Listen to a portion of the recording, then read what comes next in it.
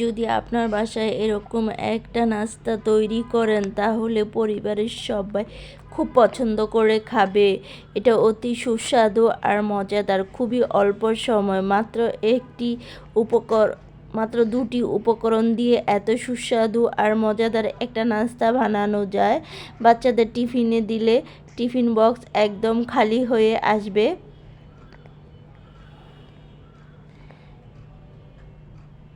তো এখানে আমি প্রথমে কিন্তু 2 কাপ আটা নিয়েছি, আপনারা চাইলে ময়দাও নিতে পারেন।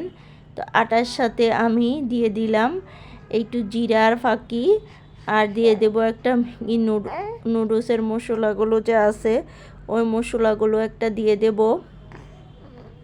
আমরা কিন্তু বাচ্চাদেরকে নুডলস রান্না করলে অনেক সময় মশলা ব্যবহার করি না, তো এই মশলাটা কিন্তু থেকে যায়।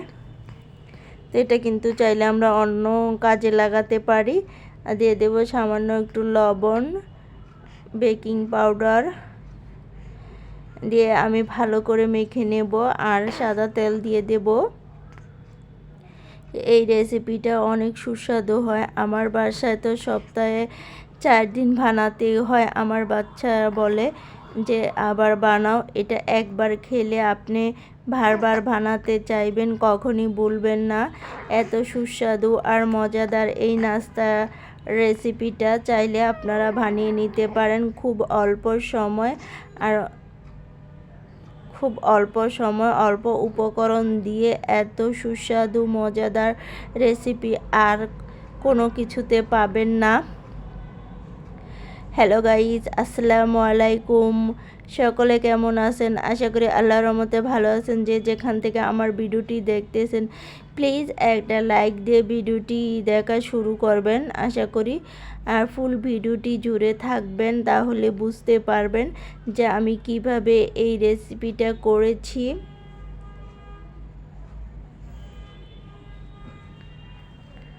আশা করি আপনাদের খুব ভালো লাগবে। তো আমি তেল দিয়ে ভালো করে মেখে নিচ্ছি, নিয়ে কিন্তু এরপর অল্প অল্প পানি দিব, আর একটা রুল তৈরি করে নেব। মাখো মাখো একটা ব্যাটার তৈরি করে নিতে হবে, অল্প অল্প পানি দিতে হবে আর মাখতে হবে একসাথে, কিন্তু বেশি পানি দেওয়া যাবে না।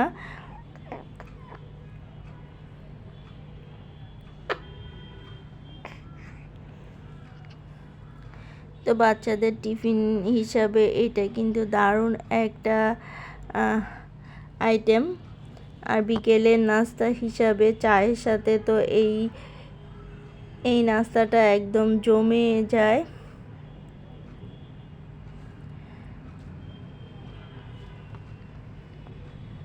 চাইলে আপনারা ট্রাই করতে পারেন এত সুস্বাদু আর মজার একটা রেসিপি।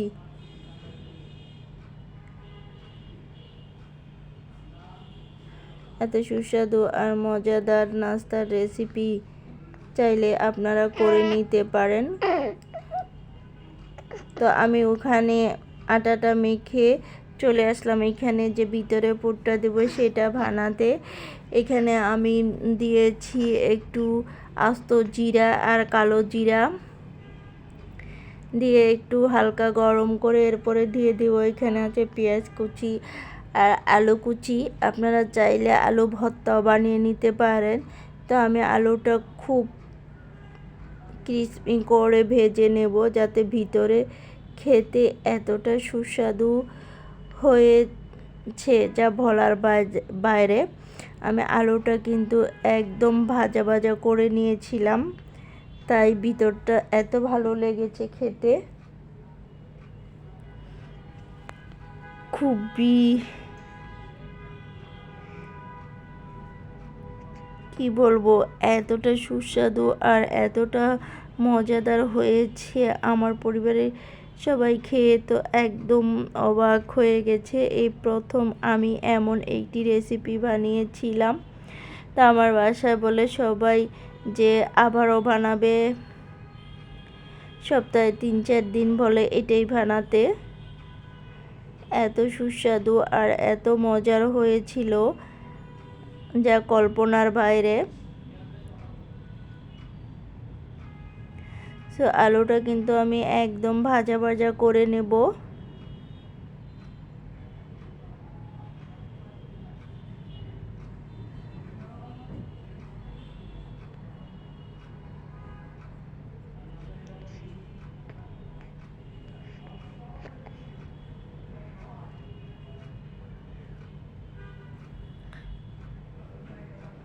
তো আলুটা আমার ভাজা হয়ে গেছে, চলে আসলাম আমি কিন্তু এইটা রেস্টে দিয়ে তারপরে কিন্তু আলুটা ভাজতে চলে গিয়েছিলাম। আলুটা আমার ভাজা হয়ে গেছে আর এটা আমার রেস্ট হয়ে গেছে।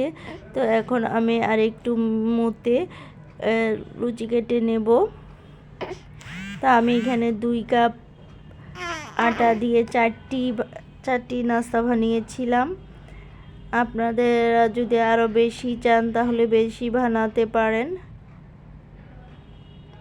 আমার এই 4টাই হয়ে যাবে, তাই 4টা বানিয়েছি।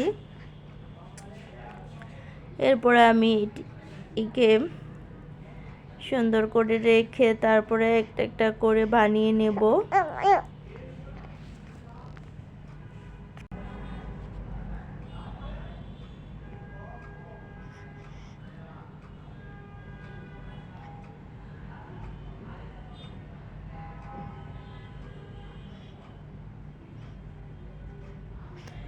আপনি চাইলে একবার হলেও বানিয়ে দেখবেন, আর এটা একবার বানালে কখনোই ভুলতে পারবেন না। এরপর সামান্য একটু আটা ছিটিয়ে আমি এখন রুটিটা ভেলে নেব।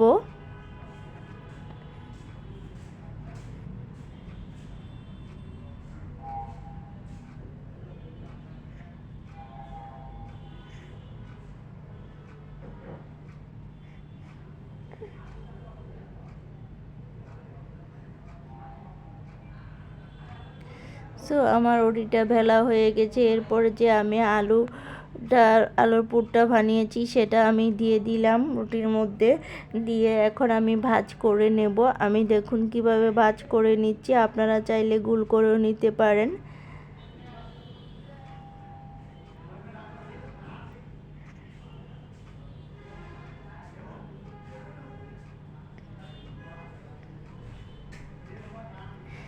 এভাবে আমি ভাজ দিয়ে নিলাম, কোণ করে ভাজ করে নিলাম।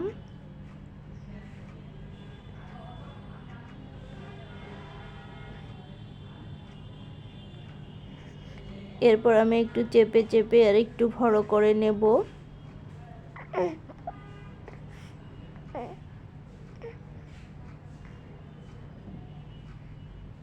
এটা কিন্তু খেতে এতটাই সুস্বাদু হয়েছে যা বলার বাইরে।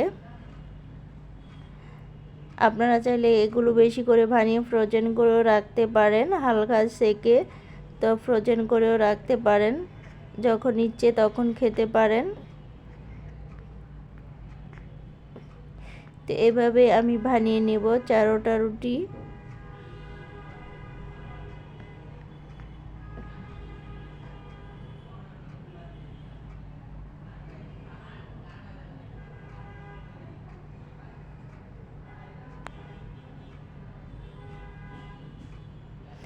তারপর আরেকটা বানিয়ে নিলাম, এটার মধ্যেও ঠিক একইভাবে বানিয়ে নেব। তো আমি 4টা ঠিক এইভাবেই বানিয়ে নিয়েছি।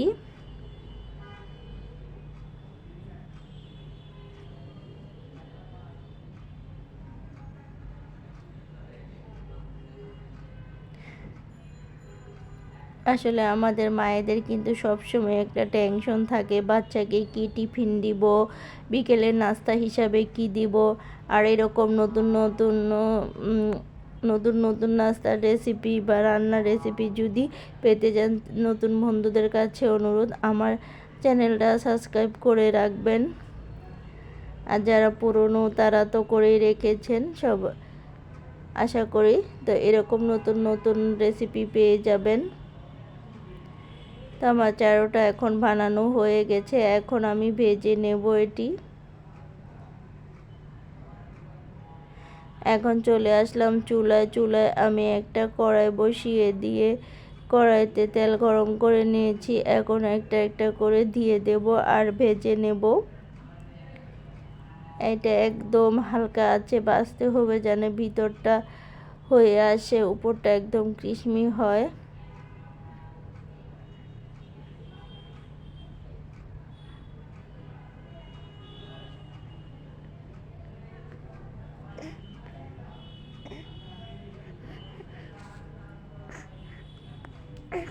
দেখুন কতটা ফুলে উঠছে, এটা একদম ফুলে হয়ে যায়।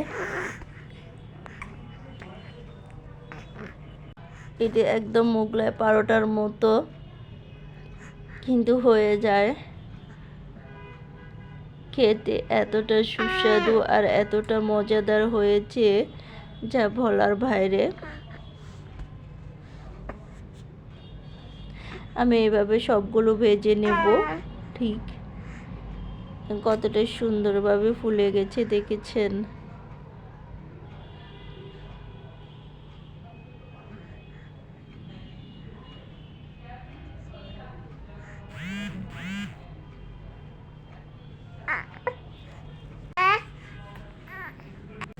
তো এইভাবেই কিন্তু সবগুলো আমি ভেজে নেব।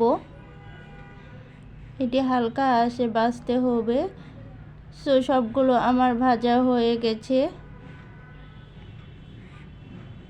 আমি ভেঙে দেখাচ্ছি ভিতরেটা কত আর কত মজাদার হয়েছে। তা যেই পর্যন্তই আমি বিদায় নিচ্ছি আপনাদের কাছ থেকে।